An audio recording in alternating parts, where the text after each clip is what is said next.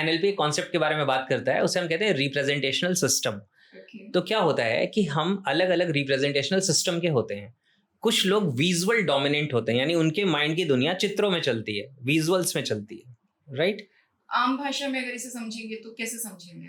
इसको आप ऐसे समझ सकते हैं कि जब वो कम्युनिकेशन करते हैं, जब वो बातें करते हैं, तो वो उसके अकॉर्डिंग में बात कर रहे होते हैं जो उनके मन में मूवी की तरह चल रही है। यानी वो अगर कोई चीज एक्सप्लेन भी कर रहे हैं कि मैं ताजमहल देखने गया था, तो उनके माइंड में पूरी मूवी चल रही है, वो उस मूवी को एक्सप्लेन कर रहे हैं। तो ऐसे लोगों को हम कह सकते हैं कि इनका जो डोमिनेंट मोड है या इनका रिप्रेजेंटेशनल सिस्टम जो है वो विजुअल ज्यादा है, राइट?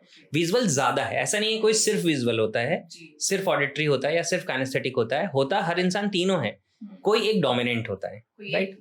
हाँ, जनरली जैसे लेफ्ट हैंड राइट हैंड दोनों है मेरे पास, हो सकता है मेरा डोमिनेंट हैंड राइट हैंड हो सकता है मेरा डोमिनेंट हैंड लेफ्ट हैंड हो, दोनों में से कोई एक डोमिनेंट होगा। इसका मतलब ये नहीं है कि दूसरा यूज नहीं कर रहा मैं, राइट? तो कुछ विजुअल्स होते हैं, कुछ इसी तरीके से ऑडिटरी होते हैं। ऑडिटरी लोग वो होते हैं जिनके मन में जो बातें हैं, जो साउंड्स हैं, वो ज्यादा इंपॉर्टेंट है उनके लिए। किसी ने क्या कहा, किस टोन ऑफ वॉइस में कहा, उनके मन में ज्यादा बातों की प्रायोरिटी ज्यादा है। यानी विजुअल्स की भी प्रायोरिटी है लेकिन बातों की ज्यादा है। ऐसे ही कुछ लोग होते हैं जिनकी जो प्रायोरिटी होती है वो काइनेस्थेटिक होते हैं ज्यादा, यानी कि फीलिंग वाले होते हैं। तो उनको फिजिकल टच जो है वो उनके लिए ज्यादा मायने रखता है। अगर जरा सा टेम्परेचर चेंज होगा तो सबसे पहले काइनेस्थेटिक को पता चलेगा, यार ठंड लग रही है, गर्मी लग रही है। मतलब हमें हो सकता है कि अगर मैं विजुअल हूँ या ऑडिटरी हूँ ज्यादा, तो मुझे उतना जल्दी मैं नोटिस नहीं कर पाऊँ, काइनेस्थेटिक बहुत जल्दी नोटिस कर लेगा।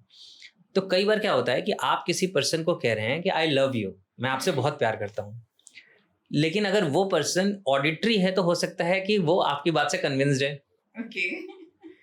लेकिन अगर विजुअल है तो कहेगा दिखता तो है नहीं कि तुम मुझे प्यार करते हो। अच्छा, दिखता नहीं है। Okay, right? क्लियर हो रही है चीजें? अगर वो काइनेस्थेटिक है तो कहेगा तुम्हारे कहने से क्या होता है, तुमने मुझे फील कराया कभी कि तुम मुझसे प्यार भी करते हो? क्योंकि उसको जादू की झप्पी चाहिए, उसको कम से कम दिन में 10-20 बार हग करोगे आप, तब जाकर उसे फील होगा। रिलेशनशिप का तो बहुत बड़ा इशू है ये, हस्बैंड वाइफ रिलेशन का खास तौर से। बिल्कुल। वो कई बार एक जोक हम कहते हैं ना कि एक हस्बैंड है, वो अपनी वाइफ को कह रहा है कि मैं तुम्हें इतना प्यार करता हूँ, तुम्हें समझ में क्यों नहीं आता? देखो अपनी अलमीरा खोल के, इतनी सारे कलरफुल ड्रेसेस हैं, मैं अभी तुम्हें घुमाने लेके गया था, कितनी खूबसूरत जगह थी, है ना, इतना अच्छा नीला आसमान, नीला समंदर, इतनी खूबसूरत जगह। अभी मैंने तुम्हें गिफ्ट दिया था, उसका रैपर भी कितना प्यारा था।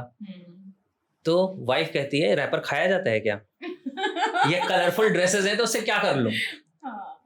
कितने दिन हो गए तुमने मुझे आई लव यू नहीं कहा? क्योंकि अगर वो ऑडिटरी है तो उसको सुनने के लिए चाहिए कि आप उसे कहो भी। फिर लोग कहते हैं अच्छा सर, अगर ऐसा है तो शादी के पहले सब ठीक क्यों था? हाँ, ये भी एक बहुत बड़ी बात है ना कि शादी के पहले तो सब कुछ अच्छा चल रहा था। हाँ, अभी ऐसा क्या हो गया? हाँ, तो मैं इसको इस तरह से कहता हूँ कि शादी के पहले आप अच्छा अच्छा दिखाते हो, अच्छा अच्छा सुनाते हो, अच्छा अच्छा फील कराते हो, उसके बाद अपनी औकात पे आ जाते हो। यानी कि उसके बाद आप उस मोड में एंटर कर जाते हैं जो आपका डोमिनेंट मोड है। अगर आप विजुअल हैं तो आप सोचेंगे मैं दिखा दूं कि मैं कितना प्यार करता हूं। आप ऑडिटरी हैं तो आप सोचेंगे मैं सुना दूं कि मैं कितना प्यार करता हूं। आप काइनेस्थेटिक है तो आप गले लगा के बैठे रहेंगे 24 घंटे। और अगर अगला विजुअल है कि यार तुम दूर रह के बात क्यों नहीं करते, क्योंकि उसको नहीं समझ आता। तो कम्युनिकेशन में हर चीज का रोल है। तो वैसे ही मैं कह रहा हूँ कि ये बेसिक अंडरस्टैंडिंग है। कई बार दो अच्छे लोग भी अच्छा रिलेशन नहीं बना पाते क्योंकि उनके मोड्स डिफरेंट है। डिफरेंट होना कोई बड़ी बात नहीं है, खराब बात नहीं है, लेकिन अंडरस्टैंडिंग नहीं है कि ये पर्सन ऐसा इसलिए बिहेव कर रहा है क्योंकि इसका मोड डिफरेंट है। कितनी बड़ी बात है, क्योंकि नॉर्मल लाइफ में हम इतने व्यस्त हो चुके हैं कि हमें ये समझने की फुर्सत ही नहीं है कि चैलेंज वो कहाँ है। एग्जैक्टली। और हम क्या करते हैं ना, मैं कई बार कहता हूं कि humans are meaning making machines.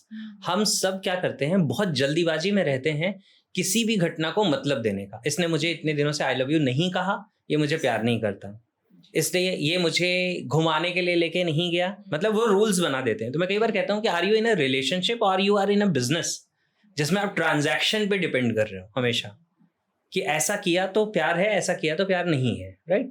तो ये मैं एक कैटेगरी, एक एग्जांपल बता रहा हूँ आपको कम्युनिकेशन में। तो विद कम्युनिकेशन विद अदर्स हमें कई बार समझना पड़ता है कि सामने वाला किस मोड का है। अगर आपको ये नहीं पता तो एटलीस्ट आप तीनों मोड्स में कम्युनिकेशन करना सीखो। आप लोगों को दिखाओ भी, आप उन्हें सुनाओ भी, आप उन्हें महसूस भी कराओ, तब जाके वो आपके साथ कनेक्ट होंगे। और ये एनएलपी के थ्रू सीखा जा सकता है। डेफिनेटली सीखा जा सकता है, अपने आप को डेवलप किया जा सकता है। इनफैक्ट मैं बताऊं कि दुनिया के जितने भी इन्फ्लुएंसिंग स्पीकर्स हैं, राइट, आज हमारे कंट्री में भी हैं ऐसे इन्फ्लुएंसिंग स्पीकर्स या लीडर्स जिन्हें कोई पसंद करता हो या ना पसंद करता हो, ये अलग बात है, लेकिन पूरी दुनिया आज उनको सुन रही है। क्यों सुन रही है? क्योंकि उनकी कम्युनिकेशन में ये तीनों चीज़ों का कॉम्बिनेशन है। आप कभी भी डिटेल में सुन लीजिएगा, मैं नाम नहीं लेना चाहता, लेकिन हम समझ सकते हैं।